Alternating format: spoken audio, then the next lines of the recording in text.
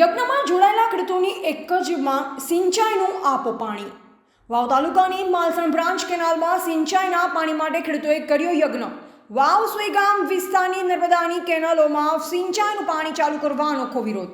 સરહદી વાવ સુઈગામ વિસ્તારની નર્મદાની વિવિધ કેનાલોમાં સિંચાઈનું પાણી ચાલુ કરવા ખેડૂતોએ મોટી સંખ્યામાં માલસણ બ્રાન્ચ કેનાલમાં યજ્ઞ કરી હનુમાન જયંતિના દિવસે જ સરકારને સદબુદ્ધિ માટે અનોખો યજ્ઞ કર્યો હતો। આ યજ્ઞનો મુખ્ય હેતુ સરકાર સમક્ષ ખેડૂતોની માંગણી રજૂ કરવાનો હતો।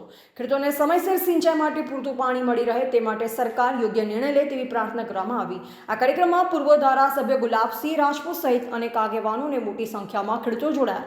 ખેડૂતોએ આ અનોખા વિરોધ પ્રદર્શન દ્વારા સરકાર સમક્ષ પોતાની માંગણી મૂકી છે। આ અંગે ખેડૂત આગેવાન રામસિંહ રાજપૂતે જણાવ્યું કે થરાદની માલસણ બ્રાન્ચ કેનાલમાં યજ્ઞ યોજાયો હતો, જેમાં ખેડૂતોએ ખેતરોમાં લાખો રૂપિયાનો ખર્ચ કરી વાવેતર કર્યું છે।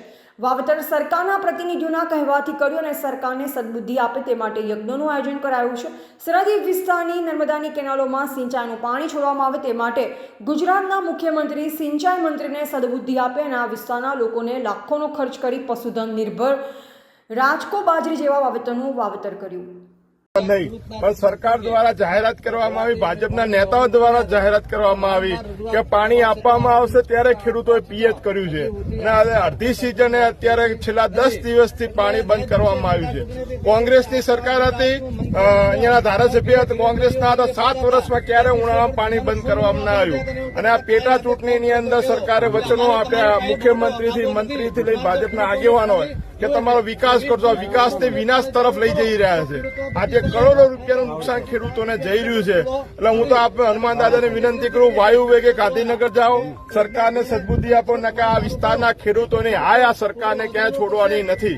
ગઈ વખતે લોકસભાની ચૂંટણી હતી તો પાણી આપ્યું, આનંદીબેન મુખ્યમંત્રી હતા, 75 મીટર જયારે ડેમની સપાટી હતી ત્યારે પણ ઉનાળામાં પાણી આપ્યું, ત્યારે અત્યારે ડેમની સપાટી પણ ડબલ છે।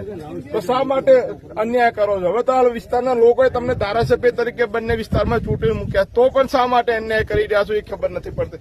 હું આપના માધ્યમ સરકારને, મુખ્યમંત્રીને 2 હાથ જોડીને વિનંતી કરું છું, મહેરબાની કરીને આ વિસ્તારના ખેડૂતોને હાય ના લેશો, નુકસાન ના કરશો। અત્યારે ઘાસચારો બળી રહ્યો છે, જો 1-2 દિવસમાં પાણી ના મળ્યું તો કરોડો રૂપિયાનું આ વિસ્તારના ખેડૂતોને નુકસાન થવાનું છે।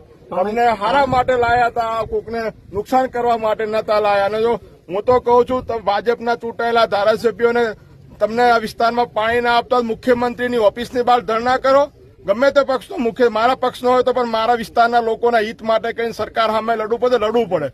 બેસી જાઓ, કેમ નથી બેસતા? અને તમારામાં જો તાકાત હોય ત્યાં મુખ્યમંત્રીની ઓફિસની બહાર બેસવાની તો કેજો, અમે બધા પણ ખેડૂતો ત્યાં આવશું તમારા સપોર્ટની અંદર કે આ વિસ્તારના લોકોના માટે કોંગ્રેસ ભાજપ ના હોવું જોઈએ। એ માટે સરકારને વિનંતી છે અને જો અહીંયાના લોકપ્રતિનિધિઓને પણ વિનંતી છે કે તમને જે લોકોના કલ્યાણ માટે ચૂંટીને મૂક્યા છે, માત્ર આંગળીઓ ઊંચી કરવા માટે નથી મૂક્યા, તો તાત્કાલિક ધોરણે પાણી છોડાવો। એ સૌને હનુમાન દાદા આજના દિવસે સદબુદ્ધિ આપે। પાણી નહીં છોડવામાં આવે તો કોંગ્રેસ શું કરશે? આગામી સમયમાં પાણી નહીં છોડવામાં આવે તો હાલમાં જ્યાં પણ સરકારનો કાર્યક્રમ આ વિસ્તારોમાં હશે ત્યાં અમે એનો ઘેરાવ કરશું। રિપોર્ટર રાજપૂત ગોવિંદસિંહ વાવ।